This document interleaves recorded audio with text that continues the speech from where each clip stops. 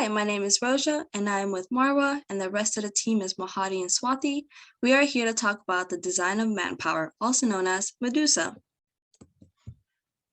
Today, we will go over the overview, requirements, design and case study, verification, validation, testing, conclusion, and business plan. Going over the overview of the project, the enterprise of this project is the U.S. Naval Air System Command, also known as NAVAIR, works primarily with manpower distribution within the Navy and currently they are trying to find a cost-effective alternative to staffing and understanding capabilities given a new set of helicopter that are set to be released within 2030s. For some context, we are currently using one manned and one unmanned aircraft within the Navy, and they're trying to add 3 more aircrafts with 1 manned and 2 unmanned aircraft with the size of small and large sizes. These aircraft can be denoted based on size, speed, endurance, payload, manic requirements, and also maintenance man-hours per flight hours.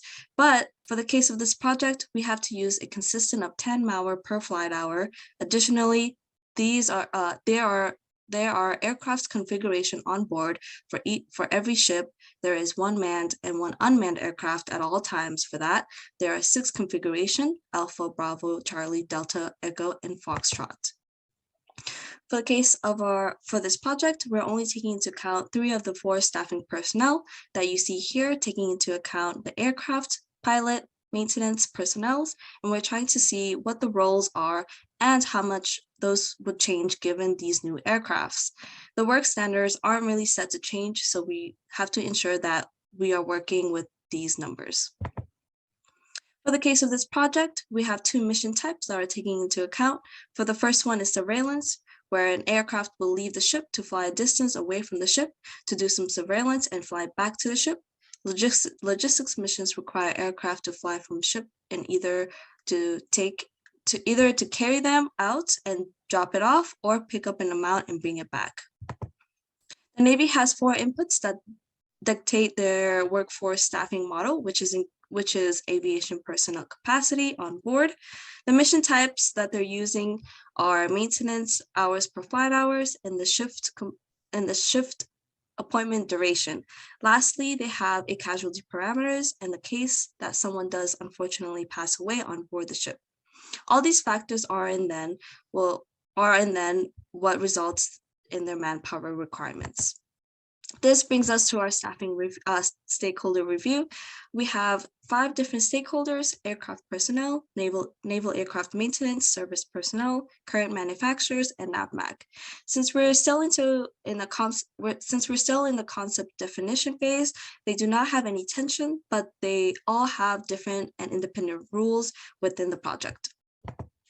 Our problem statement involves an issue with the management of the aviation detachment personnel allocated based on utilization and specification adhering to the limit of these service combatants, since they only allow up to 24 to 32 aviation detachment personnel at a time.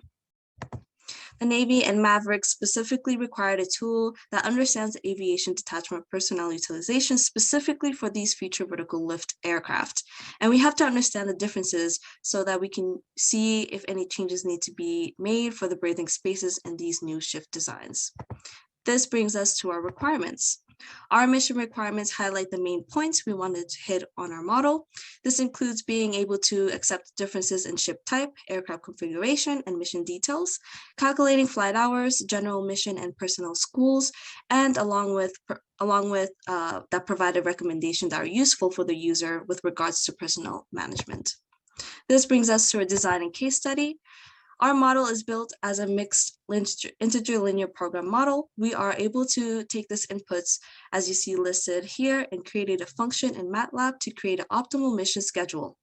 The 2 main constraints we have here are the total missions time per day needed to be less than 24 hours, as there are only 1 helipad and only 1 helicopter can be operational at any time given. The second constraint was that all missions denoted by the user can only be run once unless they have been listed multiple times per user.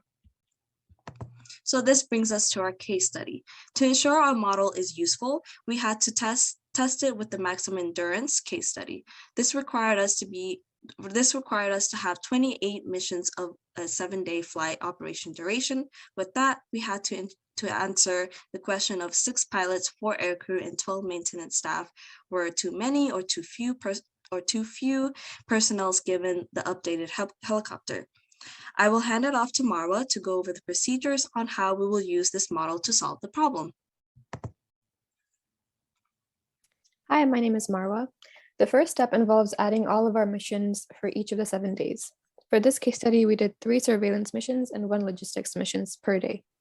Maximum endurance for each aircraft given the Foxtrot combination we chose is also shown here, which is what we used when inputting minimum and maximum flight distances.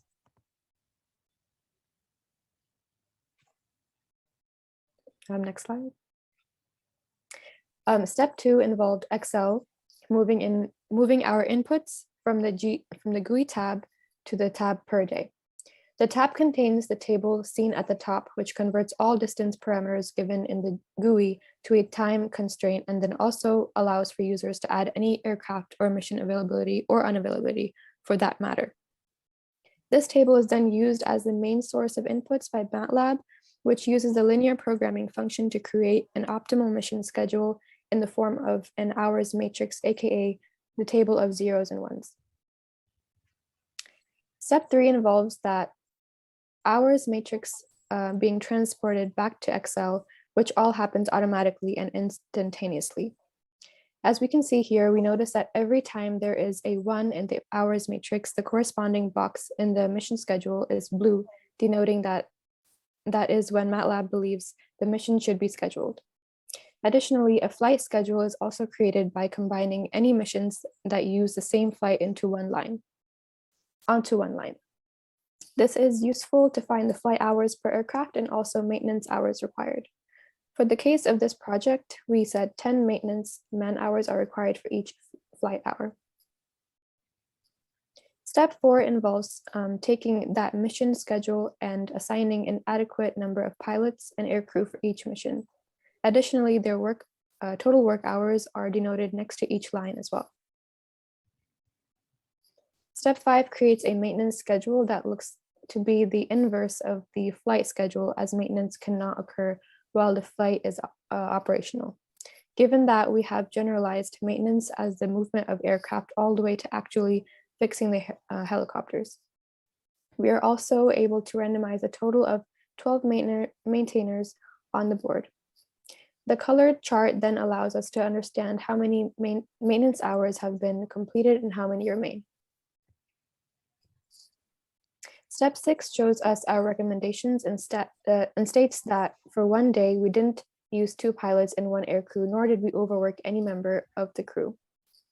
Additionally, for the overall week, we notice that the minimum of 1 pilot is unused on each day, and we have a total of 717 maintenance hours remaining with this crew setup. So Medusa recommends that we add 9 maintenance personnel and remove the extra pilot to ensure that we have completed all necessary work. Removing that 1 pilot and adding 9 more maintenance personnel, we see a new set of maintenance hours remaining. Step 8 shows up the rerun recommendations, and now for the whole week, we see that Medusa is recommending getting rid of 1 extra pilot, and due to the 2 remaining maintenance hours, adding 1 more maintenance member. That brings us to the verification and validation. A bulk of our verification validation was through demonstration and inspection, but some had a lot of analysis. Many of our formulas and MATLAB results had to be cross-checked with hand calculations and were tallied up in tables like this one. Here is one of our manual simulations to ensure the pre-flight and post-flight activities regarding different aircraft can still occur if missions are scheduled close to each other. Validation testing was done through usability tests by our systems engineering faculty and our sponsor with a provided user manual. This brings us to our conclusions. Medusa was able to predict and find the best manpower mix given a set of missions, but more importantly, it can tell the Navy that they need more maintenance personnel for these new aircraft. This also means that the Navy has to look into ship berthing spaces to ensure that there are enough spaces for this newly added personnel. And as for the budget of the project, our product is a personnel utilization simulator, and our customer is any company that needs or wants to minimize personnel costs while also maximizing the quality, efficiency, and effectiveness of the work being completed. This specific simulator allows for the military and airlines to effectively hire and staff for their missions with respect to their required needs, such as duration, distance, payload, and etc. The cost will be $135,000 to develop the simulation, and each unit will be sold for $300,000, giving us a profit of $165,000 per unit sold. In 5 years, we expect a return of investment of 358% with a break even in 1.6 years. We want to acknowledge our sponsor, Mr. Cosner, for the project. Thank you, Mr. Cosner, Dr. Sherry, and Dr. Luo, along with our teacher assistant, Jemana. Thank you.